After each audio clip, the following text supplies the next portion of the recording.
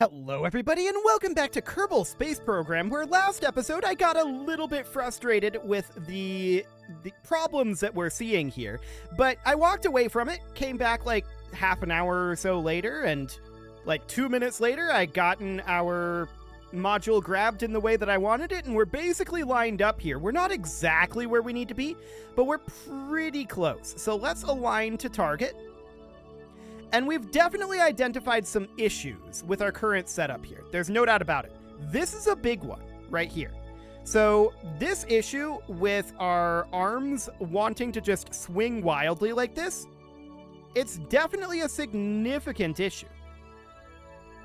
The question is, how do we go about solving it? Well, for one thing, I want to just put this on kill rot.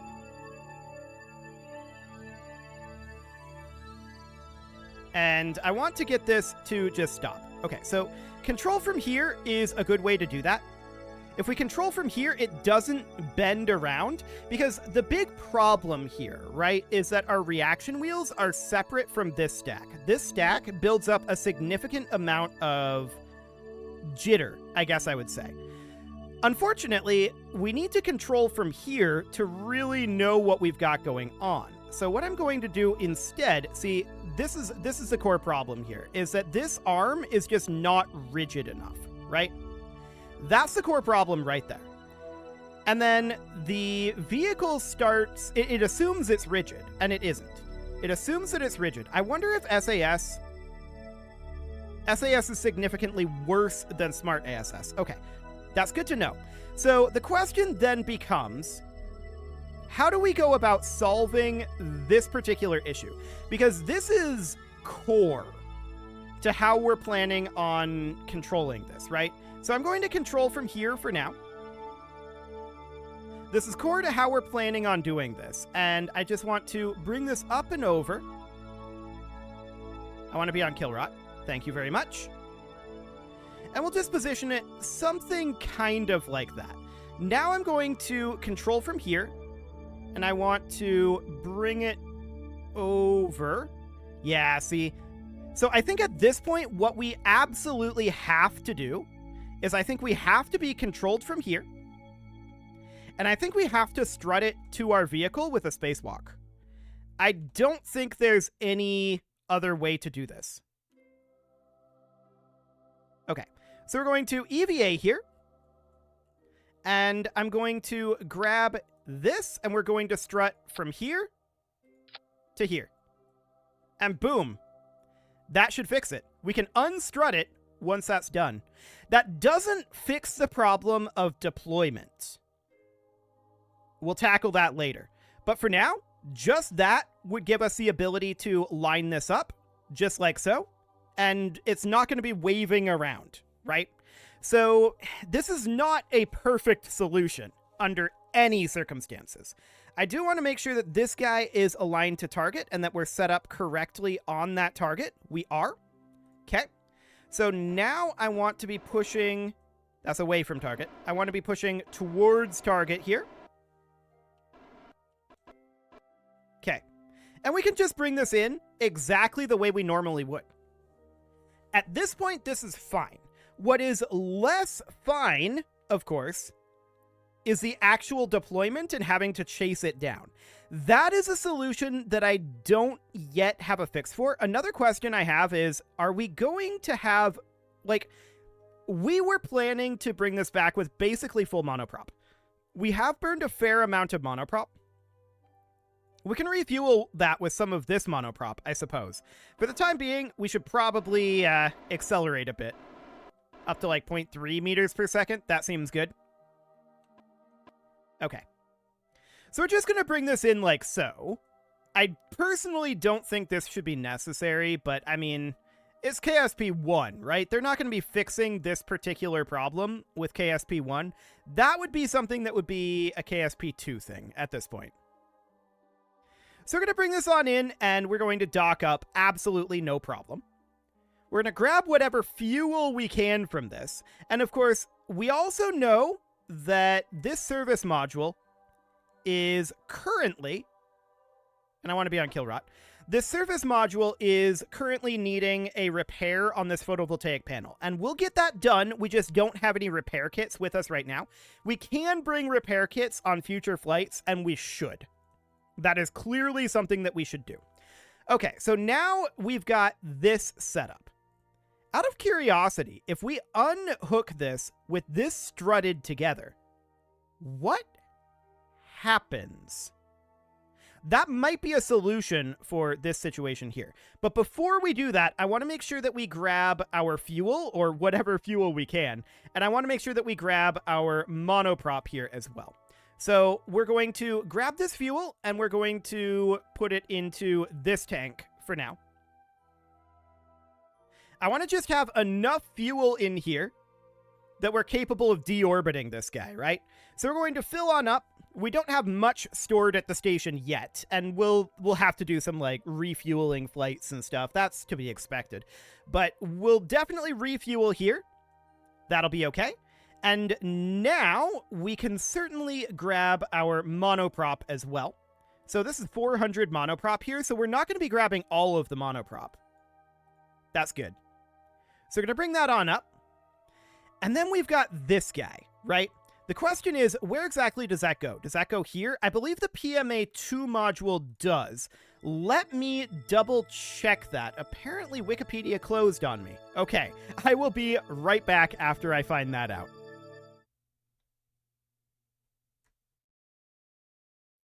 Okay, the original location of this Clampatron docking port Junior actually goes to the forward hatch of Unity, which is this guy right here. That's actually really convenient for us. We can do that pretty easily because this is already a relatively rigid part. So what I'm going to do is I'm going to have Bill EVA here, and we're going to undo this particular strut. So we're going to put that back. Then we're going to hop on, and we're going to release our advanced grabbing unit Junior here. Then we are going to hop back over here, make sure this is on kill rod. There we go. I want to set this as target. This is a docking port Junior here, so we're going to control from here. We're going to point at target. There we go. And then we can angle this however we need it. So we can control from here, and we can select this as our target. Then I want to point at relative velocity minus here. Okay. And I want to get our RCS moving this on over to being about here. Then we're, of course, going to need to push in this direction-ish. I want to point at target. Thanks. Okay.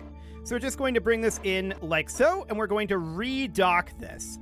Then we can undock it from here, is going to be the idea. So this is probably how we're going to do deployments in the future, to be honest, is we're just going to have it be attached down here, and we're going to dock it up like this rather than trying to use the grab arm. The grab arm is great, and we'll use the grab arm for docking, probably. I'm going to disarm it, and for now we're going to stow this right on away. Phenomenal. Now, I do want to adjust... Ooh, okay. I want to adjust our trajectory ever so slightly here. Okay, something along the lines of that. So in we come. That'll be absolutely fine. We've got 640 meters per second. Is that enough to bring this down? Hopefully. If not, we can use monoprop. And if that's not enough, then we can get out and push. Now, this guy should be up here in the we never actually use this category. There we go. So we're docked back up here. And that is this all set up. Now, this is the initial point of this, but this does get moved later on. So that is definitely something that we'll have to consider. We want to just be on kill rot for the time being. RCS is off. And we're pretty much done here. So I'm just going to undock this. And we're going to head on out. So we are going to put the station on kill rot, and that is the entirety of the station at this point. So now we need to bring this on home. We're going to close our shuttle service bay, and I want to come around to the apoapsis here. The question is, do we have enough fuel to do a targeted landing? The answer to that is a definite I don't know. We don't have enough to do an inclination change. We could certainly get ourselves down to the surface, right? That's not a concern.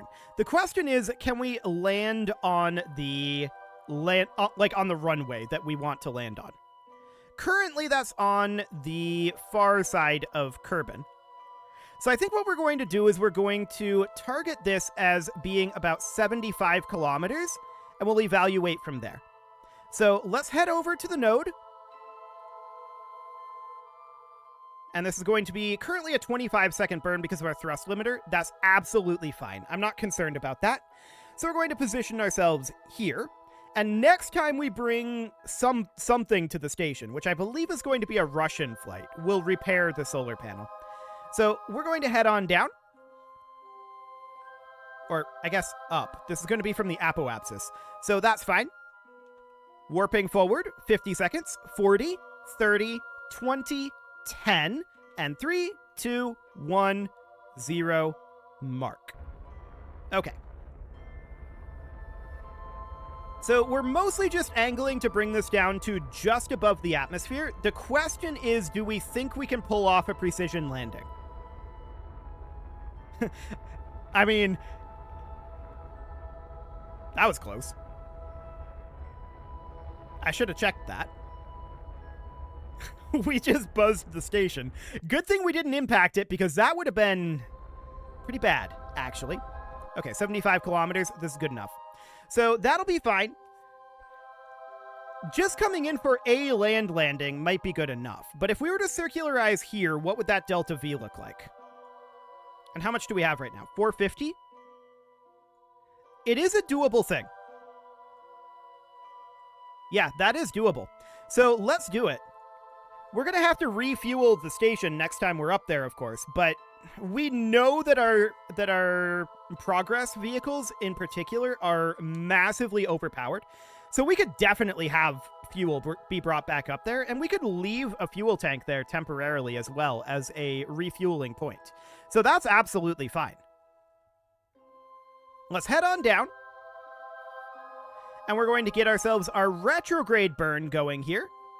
And we're going to bring our periapsis and our apoapsis down to about the same is the goal. So this is going to eat up the majority of our fuel. But 50 seconds, 40, 30, 20, 10, and 3, 2, 1, 0, mark. Cool. So now we are keeping an eye on that apoapsis mark. And once that's down to be approximately the same, this will all be good. Really is easiest to see in here when it starts to move, because they'll move towards the apoapsis being at our burn point. So when it moves to here, that's the easiest way to see. Cool. That'll do. Wonderful.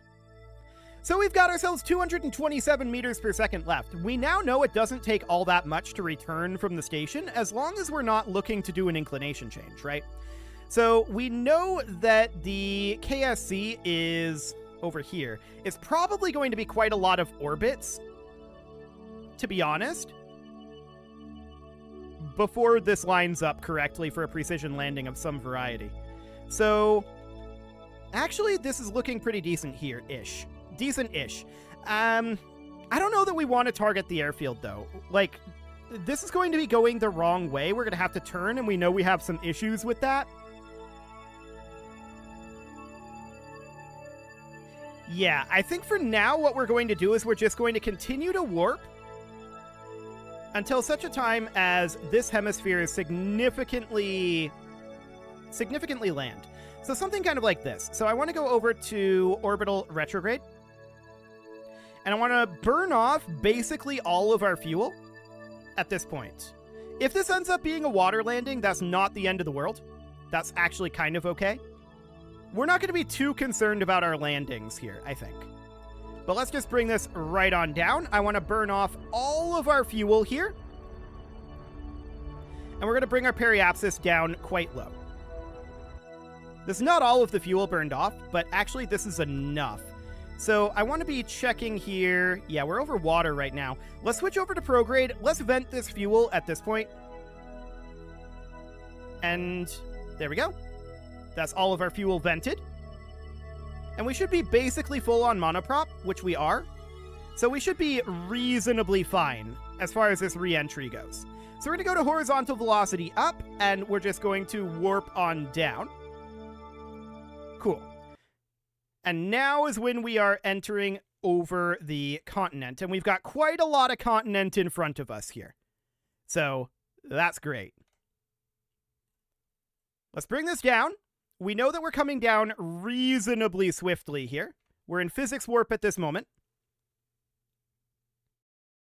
We're just looking for a land landing. We're not looking to land on anything in particular, and I think that's absolutely fine.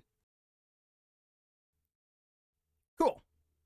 So we are seeing our speeds still increase. We don't have quite enough atmospheric thickness at this point. I want to be in surface mode. We're continuing to drop down here. We do get a fair amount of glide, no doubt about that, but I'm pretty sure this is going to be fine. Yeah, look at this. This is going to be absolutely okay in terms of landing on land. The question is it going to be landing on decent land? But we can kind of pick our landing zone, so that's okay.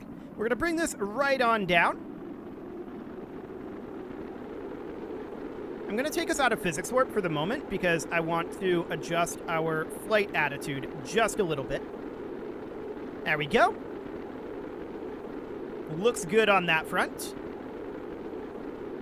And we're looking at just getting rid of a bunch of our horizontal speed right now. We could convert it over to vertical speed by going nose down. And that's maybe not the worst idea right now. I want to check at the terrain coming up here. As we clear these mountains, yeah, that's probably a good idea. So I'm going to nose us down just a little bit here. I want to be on kill rot for right now. I'm going to nose us down just a little bit. There we go.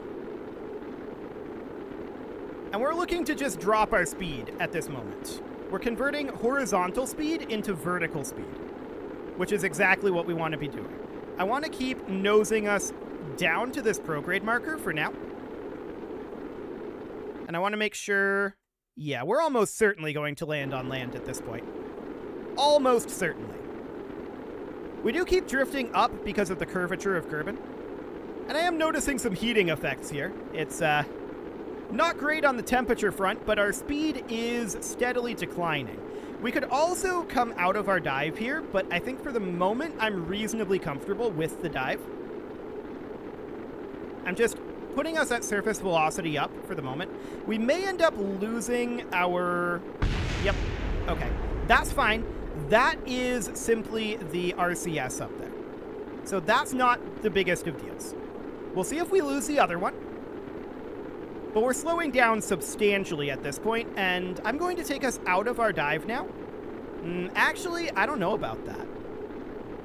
I'm going to dive us pretty significantly down here. Okay, I don't like what we've got going on there. I'm just going to go to surface velocity up for right now. We need to lose a lot of horizontal speed because we do see water coming up here. That said, we could turn out this direction, and that may not be the worst of ideas to do. Okay, that's a lot of G-forces. No doubt about that. Cool. So we don't really have any heat issues at this moment. I'm going to nose us back. Ooh, that's a lot of nose up. That's not all the nose up that I wanted. Okay. Kill that rot. We've lost basically all of our horizontal speed at this moment, and so I want to be going this direction. This is the direction I want to be going, but I want to nose down here. Okay.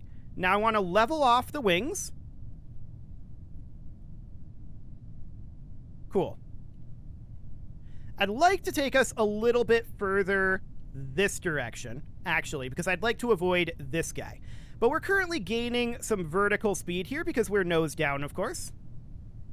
That's absolutely fine for the moment. Now I'm comfortable with our directionality, and I want to just dive down and lose a bunch of horizontal speed in exchange for vertical speed. I want to lose altitude here, really.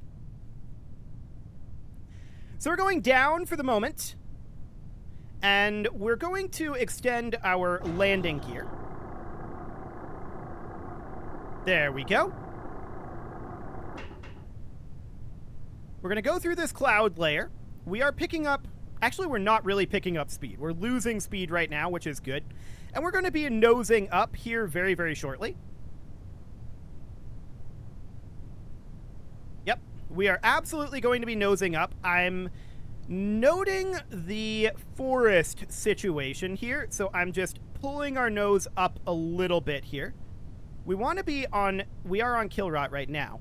But I'm just nosing us up and letting us bypass this chunk of forest for the moment. We don't want to land in the forest.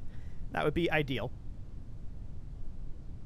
And we're just going to bring this right on down. Man, this thing has a lot of drag.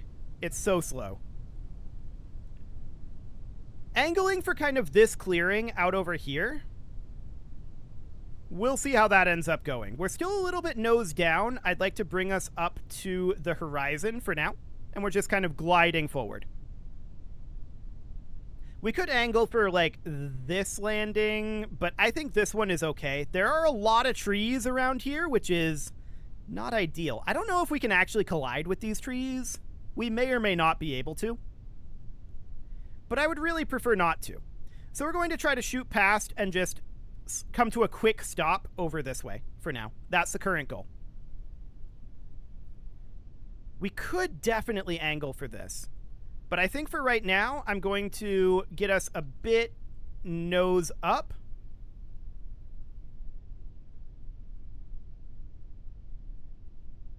I don't know.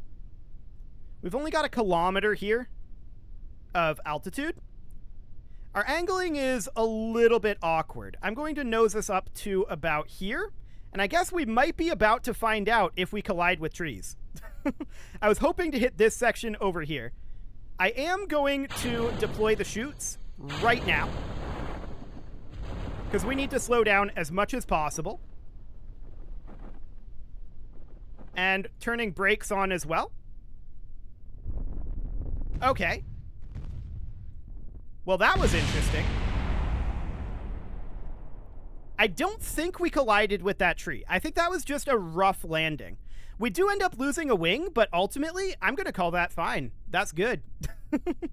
I need to practice the landing of the shuttle. That's very clear. I don't think this is a problem with the shuttle design. I think this is a problem with the shuttle pilot, specifically me.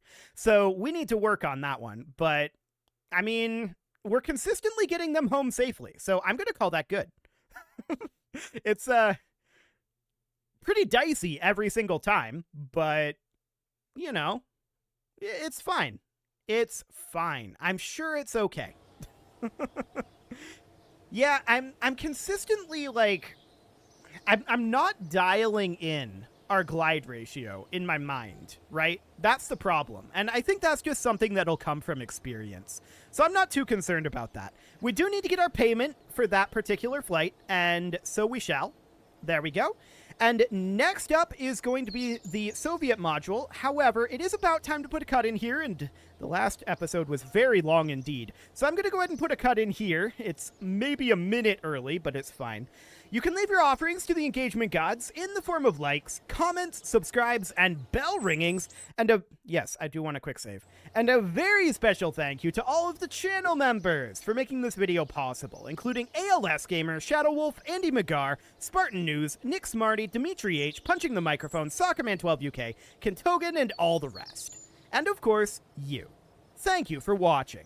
If you'd like to support the channel, you can click the join button down below the video. And as always, I will see you all next time.